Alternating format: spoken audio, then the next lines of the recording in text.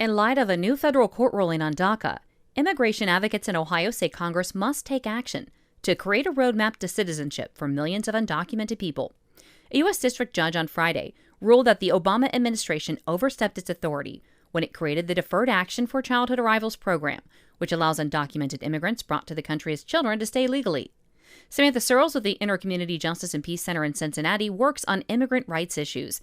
She explains that since its inception in 2012, DACA has faced a myriad of legal challenges, which have kept many dreamers living in limbo.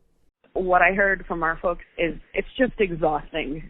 DACA recipients have to plan their whole lives out in small increments because it's unsure if the program's going to continue because of all of these developments. The ruling bars the government from approving new applications for DACA, but left the program in place for existing recipients. 9 conservative states filed a lawsuit claiming DACA was illegal because former President Barack Obama created the program under executive order, circumventing Congress. Searles contends dreamers need a permanent pathway to citizenship, which can be made possible through 2 currently proposed versions of the DREAM Act.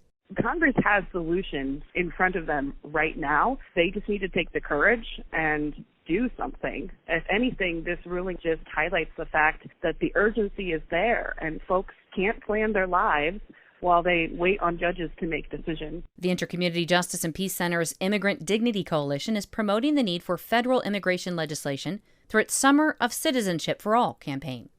Searles explains they're focusing on challenges facing the immigrant community, such as the lack of health care services, while highlighting local immigrants who would benefit from permanency.